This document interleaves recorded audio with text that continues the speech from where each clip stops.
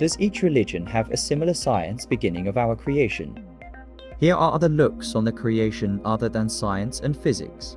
The information here are religion information on the creation of the universe. To start with, we do know all religions begin off, claim as, or end up with truth. Truth is one definite similarity they all have. Digging deeper into these religions, I want to look at other similarities. I for one do know elements are a make-up and part of our Earth. Water, air and earth are the three major materials of Earth. We as humans would not survive without those elements as well. Our body needs air, oxygen and water to survive. Now, that is a science point of view, however, it is no different than any other. Taking any religion, you will notice they claim about the same thing as science on the materials and elements of Earth. Let us try and look at those other points of views.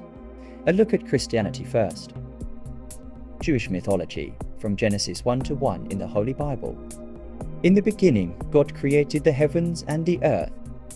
And the earth was without form and void, and darkness was upon the face of the deep. And the Spirit of God moved upon the face of the waters. And God said, "Let there be light," and there was light. And God saw the light, that it was good, and God divided the light from the darkness. And God called the light day, and the darkness he called night. And the evening and the morning were the first day. And God said, "Let there be a firmament in the midst of the waters, and let it divide the waters from the waters."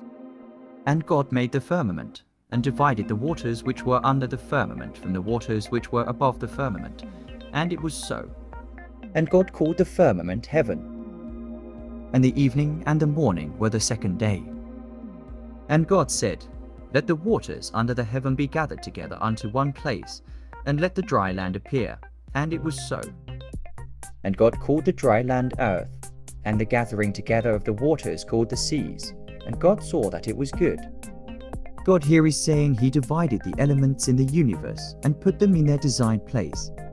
Just like gathering all the water into one place and then willing dry land to appear upon the divided waters. This to me looks similar to a science description, leaving the God part out of course, to describe how Earth was formed and created. Saying, for example, the waters were already here, and they eventually divided into which dry land appeared slowly over time. Not much different to me on a science point of view on how the Earth had been formed and created. I want to jump to other religions and points of view from around the world. Let us jump to Greek mythology and their myth on the creation of the world. Greek mythology, in the beginning there was chaos, a yawning nothingness. Out of the void emerged Gaia the earth and other divine beings. Here is love, the abyss part of the underworld, and the Erebus, the unknowable place where death dwells. Without male assistance, Gaia gave birth to Uranus the sky, who then fertilized her. This is a quick look at Greek mythology and how things were created from Earth's beginning. Elements like earth and sky air are still being mentioned in their origin story of creation of the world. Bringing us closer to realizing the similarities of each mythology, we will look at some more myths from other parts of the world. Next, we will look at Norse mythology.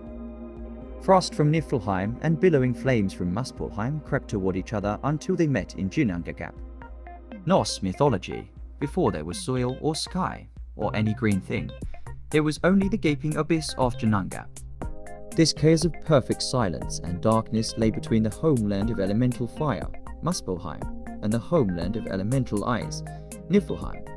Amid the hissing and sputtering, the fire melted the ice, and the drops formed themselves into a mere Screamo 1, the first of the godlike but destructive agents. Ymir was a hermaphrodite and could reproduce asexually when he slept.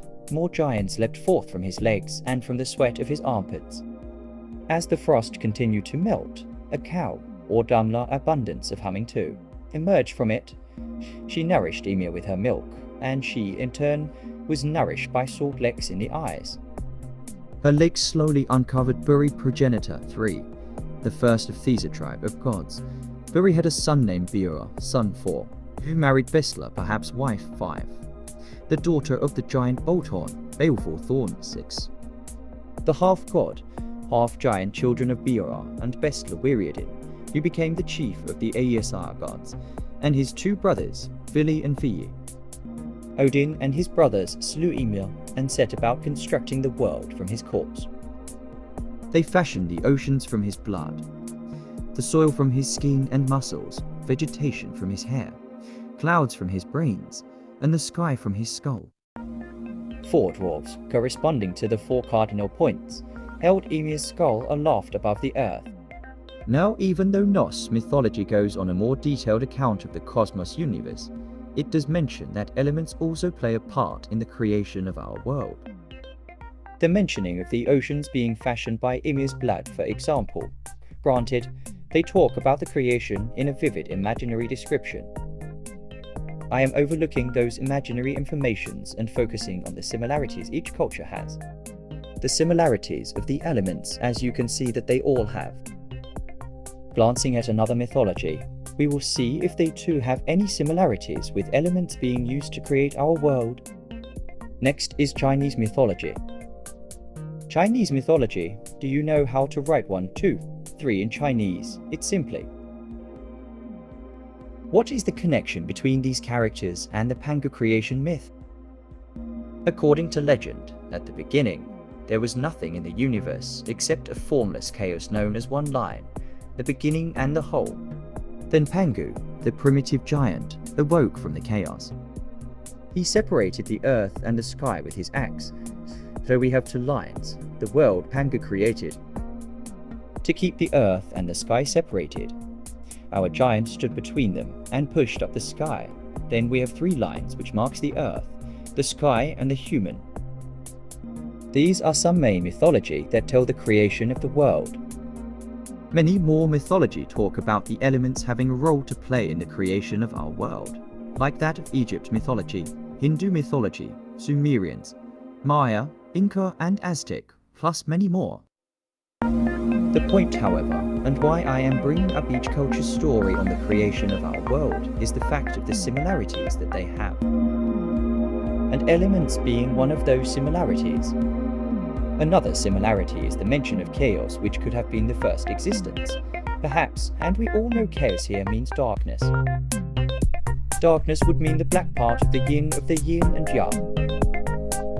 We do study dark matter these days, getting closer in my opinion. Light still could have been part of chaos, just not recognized by those people at that time. Next video, I will talk about more similarities each myth, religion and culture has.